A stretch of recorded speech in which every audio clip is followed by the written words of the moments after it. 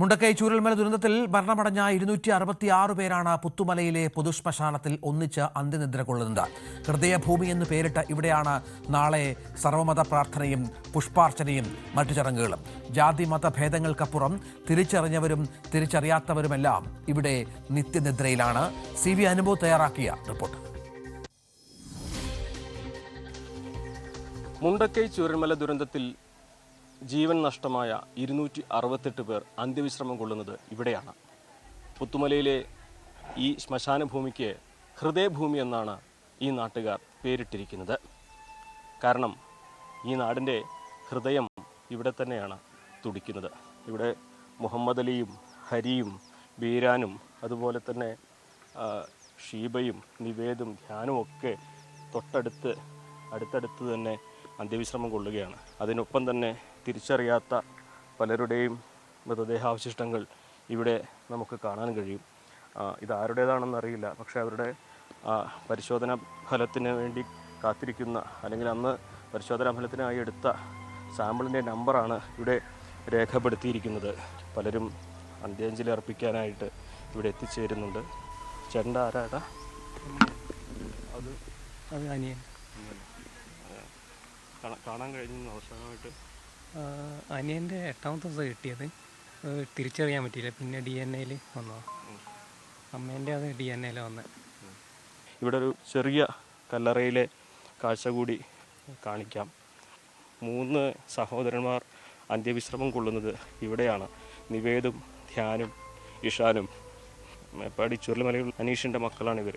അവരുടെ കല്ലറയ്ക്ക് മുകളിലുള്ള കളിപ്പാട്ടങ്ങളൊക്കെ അടുക്കി വെച്ചത് കാണാൻ കഴിയും. ഇത്തരത്തിൽ നമ്മളെയൊക്കെ കണ്ണീരണിയിപ്പിക്കുന്ന കാഴ്ചകളാണ് ഒരു വർഷത്തിന് ഇപ്പുറവും ചൂരൽമലയിൽ നിന്ന് അല്ലെങ്കിൽ ചൂരൽമലയുടെ ഹൃദയം സ്പന്ദിക്കുന്ന ഈ പുത്തുമലയിലെ ഭൂമിയിൽ നിന്ന് നമുക്ക് കാണാൻ കഴിയുന്നത്.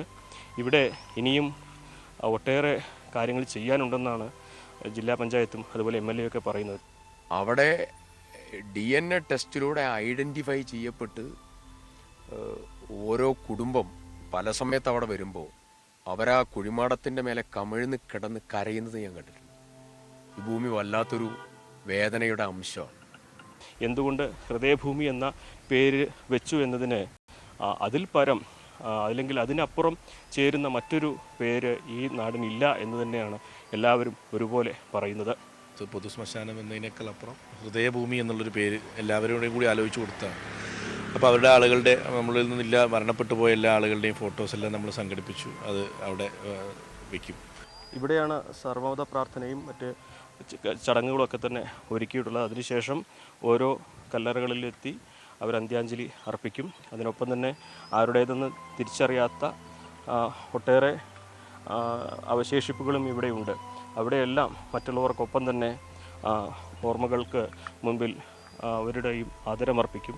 അത്തരത്തിലൊരു നാടൊന്നാകെ ഇവിടെ ഉറങ്ങിക്കിടക്കുകയാണ്, നിദ്രയിലാണ്.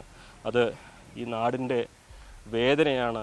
അതുപോലെ തന്നെ നാളെകൾ ഓർക്കേണ്ട ഒരു ദുരന്തത്തിൻ്റെ ശേഷിപ്പാണ് പുത്തുമലയിലെ ഈ ഹൃദയഭൂമി. അഖിലോട്ടുപാറയ്ക്കൊപ്പം CV അനുമോദ്, News 18. നാളെയാണ് കേരളത്തെ ഞെട്ടിച്ച ദുരന്തത്തിൻ്റെ 1ാം വാർഷികം. നാളെ നിരവധി ബന്ധുക്കൾ, മരിച്ചവരുടെ ബന്ധുക്കളൊക്കെ അവിടെ ഒത്തുകൂടും.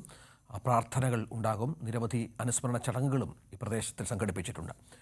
നമുക്കിനി നിമിഷപ്രിയയുടെ വാർത്തയിലേക്ക് പോകണം. യമനിൽ ജയിലിൽ കഴിയുന്ന മലയാളി നേഴ്സ് നിമിഷപ്രിയയുടെ വധശിക്ഷയിൽ ഇളവ് ലഭിച്ചതായുള്ള വാർത്താക്കുറിപ്പിൽ ഉറച്ചു നിൽക്കുകയാണ് കാന്തപുരത്തിന്റെ ഓഫീസ്. വധശിക്ഷ ഒഴിവാക്കിയതായുള്ള ഔദ്യോഗിക ഉത്തരവ് വൈകാതെ ഇറങ്ങുമെന്നും കാന്തപുരത്തിന്റെ ഓഫീസ് ആത്മവിശ്വാസം പ്രകടിപ്പിക്കുന്നു. എന്നാൽ വാർത്താ ഏജൻസിയായ ANI ഇന്നലെ പ്രസിദ്ധീകരിച്ച വാർത്ത പിൻവലിച്ചു എന്നുള്ള വിവരം കൂടി പുറത്തു വരുന്നുണ്ട്. വധശിക്ഷ റദ്ദാക്കിയെന്ന വാർത്തയോട് ഇതുവരെ വിദേശകാര്യ മന്ത്രാലയത്തിന്റെ പ്രതികരണവും വന്നിട്ടില്ല.